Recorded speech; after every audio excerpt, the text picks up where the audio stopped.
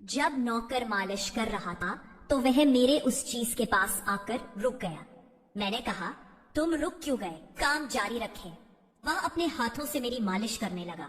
मैंने उसे थोड़ा प्रोत्साहित किया, ये गलत नहीं है, आप अच्छी मालिश कर रहे हैं। वह थोड़ा घबराया लेकिन फिर उत्साह के साथ मालिश जारी रखी। 1 घंटा बीत गया और उसके हाथों ने मुझे एक अलग दुनिया दिखाई। फिर वह बोला, मालकिन आप बहुत सुंदर लग रही हैं। उसने मुस्कुराते हुए कहा और मैंने भी उससे कहा, आप बहुत अच्छा काम कर रहे हैं। उसने बिना सोचे मुझसे पूछा, क्या तुम मेरे साथ क्रिकेट खेलोगे? नमस्कार दोस्तों, आज की स्टोरी में आपका स्वागत है। मेरा नाम पायल है और मैं दिल्ली में रहती हूँ। मैं देखने में बहुत सुंदर हूँ। मेरी गहरी भूरी आंखें, मेरी कोमल त्वचा पर गुलाबी होंठ और लंबे काले बाल एक विशेष आकर्षण है जो सीधे मेरी पीठ तक जाते हैं।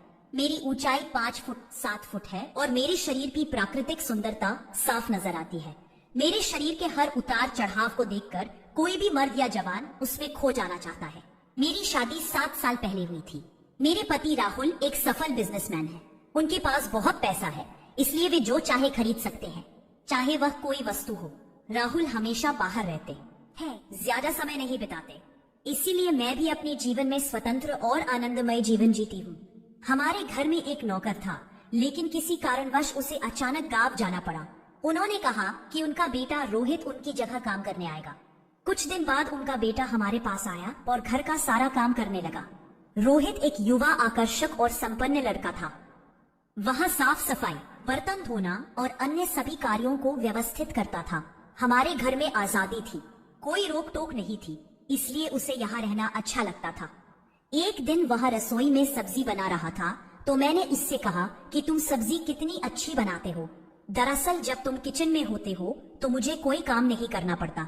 रोहित मुस्कुराया और बोला, मालकिन मैं जब काम कर रहा होता हूँ तो आपको चिंता करने की कोई जरूरत नहीं है। फिर एक दिन मुझे एक दोस्त की बर्थडे पार्टी में जाना था।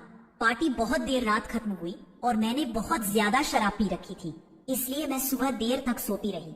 करीब 11 बजे मेरी नींद खुली तो मेरे कमरे में अंधेरा था। मैंने कुछ देर और बिस्तर पर आराम किया और फिर उठकर बैठ गई। मैंने रोहित को आवाज दी और चाय लाने को कहा। थोड़ी देर बाद रोहित चाय लेकर आया और बिस्तर के पास खड़ा हो गया। उसकी आंखों में कुछ अलग सा था। मैंने उसके चेहरे की तरफ देखा, वह मेरी तरफ ही देख रहा था। शायद मैंने उस पर ज्यादा ध्यान नहीं दिया। फिर मैंने उससे पूछा, क्या हुआ? क्या तुम कुछ कहना चाहते हो? उसने जवाब दिया, नहीं मालकिन, कुछ नहीं। फिर मैंने उससे कहा, तो तुम यहाँ क्या कर रहे हो? फिर वह चला गया। उसके जाने के बाद मुझे थोड़ा दोषी महसूस हुआ। मैंने सोचा कि मुझे उसके साथ ऐसा व्यवहार नहीं करना चाहिए था। थोड़ी देर बाद मैंने उसे बुलाया और उसे मेरा कमरा साफ करने के लिए कहा। वह तुरंत वापस आया और सफाई के सामान से मेरे कमरे की सफाई करने लगा। मैं बस बिस्तर पर लेटी हुई थी। जब रोहित मेरे कमरे में काम कर रहा था तो मैं उस पर ध्यान दे रही थी। वह मेरे चेहरे को देख रहा था और मैं उसके सामान को देख रही थी। मैं समझ गई कि उसके मन में क्या चल रहा है। मैंने उससे पूछा, तुम ये दूसरा क्या काम करते हो? तो उसने कहा, मैं गांव में बच्चों को पढ़ाता हूँ। फिर मैंने पूछा, सिर्फ पढ़ाते हो या कुछ और भी करते हो? उसने कहा, मैं शाम को अखाड़े में जाता हूँ। मैं मुस्कुराई और कहा, मुझे नहीं लगता कि तुम अखाड़े में जाते होंगे। बाद में जब हम बातें कर रहे थे, मैंने उससे कहा, मेरा शरीर बहुत दर्द करता है, क्या तुम मेरी मालिश करोगे? वह थोड़ा शर्मिंदा हुआ और तेल लेकर आया। मैंने उसे तेल से मालिश करने से मना कर दिया। अब रोहित धीरे से मेरे पैरों की मालिश करने लगा और मैं सोच रही थी कि यह मेरे पैरों की ऊपरी हिस्से पर अधिक ध्यान देता है। उनका मन मेरी टांगों की ओर घूम रहा था। मैंने उसे और जोर से मालिश करने को कहा। उसने झिझकते हुए कहा, मालकिन आपके पैरों को आराम की जरूरत है, इसलिए मैं हल्की मालिश कर रहा हूँ। मैंने हंसते हुए कहा, मुझे धीरे धीरे मालिश करना पसंद नहीं है, तुम थोड़ा जोर से करो। वह थोड़ा जोर से मालिश करने लगा।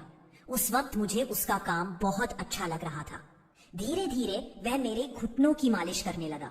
मैंने कहा, आपका काम बहुत अच्छा है। वह थोड़ा खुश हुआ और मेरे उस चीज के पास आकर रुक गया। मैंने कहा, रुक क्यों गए? वह अपने हाथ से उसकी मालिश करने लगा।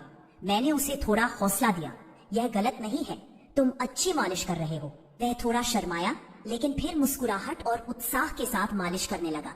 जैसे जैसे टाइम बीता, उसके हाथ थोड़े अधिक आश्वस्त हो गए। एक अद्भुत एहसास हमारे मन में आया। 1 घंटा बीत गया और उसके हाथों ने मुझे एक अलग दुनिया दिखाई। मालकिन, तुम बहुत सुंदर लग रही है। हो, उसने मुस्कुराते हुए कहा। मैं मुस्कुराई और मैंने उससे कहा कि तुम बहुत अच्छा कर रहे हो। उसने बिना सोचे मुझसे पूछा, क्या तुम मेरे साथ क्रिकेट खेलोगे? मैंने मुस्कुराते हुए उससे कहा, हाँ खेलूंगी, जिसका मैं लंबे समय से इंतजार कर रही थी। अब उसने खेल शुरू कर दिया। मुझे इस खेल में बहुत मजा आ रहा था। खेल कर वह थका हुआ लग रहा था। फिर मैंने उसे थोड़ा आराम करने के लिए कहा। हमारे एक साथ समय बिताने के कारण मुझे अपने पति के अलावा एक अलग दुनिया का अनुभव हुआ।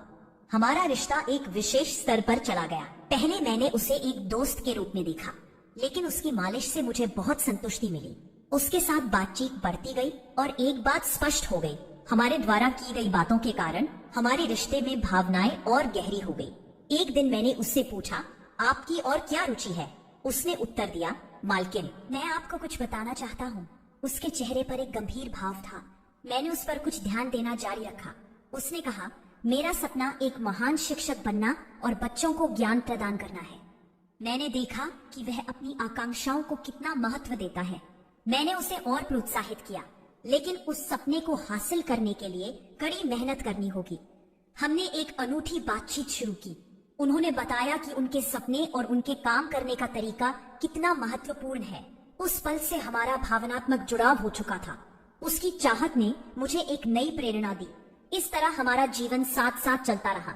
एक दिन मुझे एहसास हुआ कि मैं उससे प्यार करती हूँ। मुझे चिंता थी कि यह एक भ्रम हो सकता है। मैंने अपने मन की गहराइयों से उससे पूछा, क्या तुम जानते हो मेरे पति के बारे में मैं क्या सोचती हूँ? वह रुका और बोला, क्या तुम अपने पति के साथ खुश नहीं हो? मैंने कहा, उसे केवल काम से मतलब है। रोहित ने कहा, तो क्या तुम हमारे रिश्ते को और गहरा करना चाहती हो? मैं असमंजस में थी। जब मैं रोहित के साथ थी तो खुश थी, लेकिन मुझे अपने पति की याद आती थी। कभी कभी मुझे उसके लिए प्यार महसूस होता था, लेकिन अगले ही पल मेरे विचार गहरे हो गए। फिर एक दिन रोहित ने मुझे अपने मन की बात बताई। उसने नर्म रुख अपनाया और मुझसे कहा, तुम मुझसे शादी करोगे? फिर मैंने मन बना लिया कि अब मुझे कुछ तय करना होगा। रोहित के प्यार को एक मौका देना होगा और यह सब मुझे रोहित के सामने बताना होगा। रोहित, मैं तुम्हारे साथ एक अनूठी जिंदगी जीना चाहती हूँ। वह खुश हो गया और हम दोनों को एक दूसरे से प्यार हो गया। यह एक असामान्य प्यार था, विश्वास और समर्पण से भरा हुआ। उस दिन हमने एक साथ अपने जीवन का एक नया अध्याय शुरू किया, जिसमें दोनों ने एक दूसरे को पूरी तरह से स्वीकार कर लिया और दुनिया को एक नया नजरिया दिया। रोहित के साथ रहते हुए मुझे नई प्रेम कहानी का एहसास हुआ। प्यार कभी विफल नहीं होता और उसके साथ रहने का मतलब जीवन के हर पल का आनंद लेना है। इस तरह हमारा रिश्ता एक नई विशिष्टता से भर गया।